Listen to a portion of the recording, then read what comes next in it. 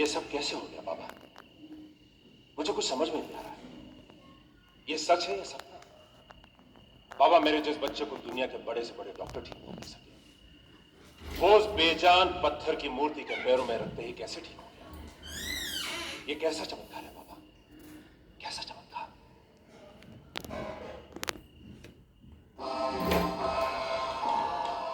जहां तुम्हारे विज्ञान की सीमा समाप्त होती है ना वत्स, वहीं से पूरा विज्ञान की सीमा शुरू होती है। I mean metaphysics. मनुष्य को यह पता है कि उसके शरीर में एक दिल है जिसके धड़कते रहने से शरीर चलता है। लेकिन जरा मुझे बताओ कि वो कौन सी शक्ति है जिससे ये दिल धड़कता है? वो कौन सी शक्ति है जो मां के पेट में एक बेजान बांस के लोथड़े को मनुष्य का आकार देती है? वो कौन सी शक्ति है जो आंखों को रोशनी और सांसों को रवानी देती है? वो कौन सी शक्ति है जो सूर्योदय और सूर्यास्त करवाती है? वत्स, विज्ञान तो मात्र प्रकृति के चमत्कारों का आविष्कार करता है, उन्हें सिर्फ नाम देता है। जिस तरह विज्ञान ने तुम्हें बताया कि इस पृथ्वी के भीतर भी एक शक्ति है जिसे तुम गुरुत्वाकर्षण की शक्ति कहते हो, आई मीन ग्रेविटेशनल फोर्स, परंतु विज्ञान के जानने से पहले भी तो गुरुत्वाकर्षण की शक्ति अपनी जगह विद्यमान थी। तो फिर बताओ वत्स कि इस गुरुत्वाकर्षण की शक्ति का स्रोत क्या है? तुमने अभी भी अपनी आंखों से देखा कि जिस बच्चे को दुनिया का तमाम विज्ञान जिंदा लाश घोषित कर चुका था, तुम्हारा वही बच्चा एक भोली भाली मां की प्रार्थना से ठीक हो गया।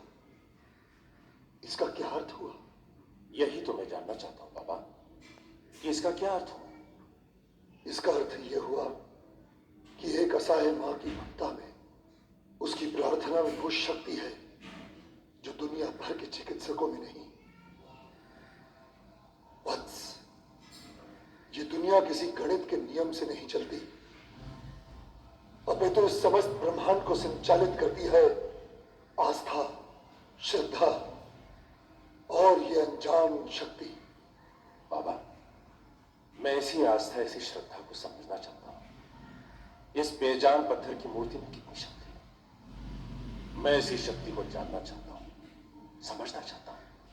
दुनिया के सारे प्रपंच ओढ़े बैठे हो, तुम भला इसे कैसे जानोगे, कैसे समझोगे? इसे जानने के लिए, इसे समझने के लिए इसी के रंग में रंग जाना पड़ता है। ये अनादि है, अनंत है, अनंत अनंत कोटि कोटि ब्रह्मांडों को अपने रोम रोम में समेटे हुए है। ये समस्त भुवनों की माता भुवनेश्वरी है। इसे तो बड़े बड़े योगी, सिद्ध, ऋषि, मुनि, यक्ष, गंधर्व, देवता भी नहीं जान सके, स्वयं ब्रह्मा विष्णु महेश भी नहीं जान सके। तो भला तुम इसे कैसे जानोगे? यह अनंत कोटि ब्रह्मांड क्या है?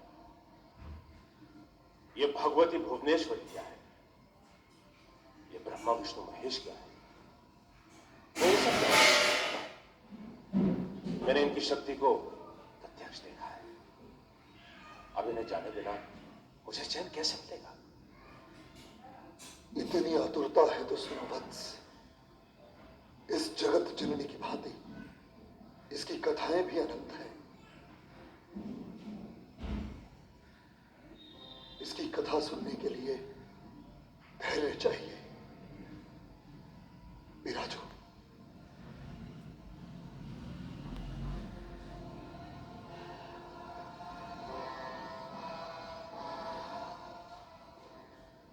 ध्यान लगाकर सुनो।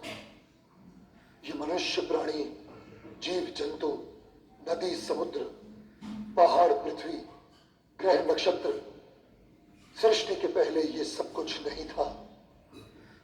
न जल था, न वायु, न अग्नि। यदि कुछ कहने को था तो केवल अनंत शून्य, विराट शून्य, जिसका कहीं कोई और छोर नहीं था,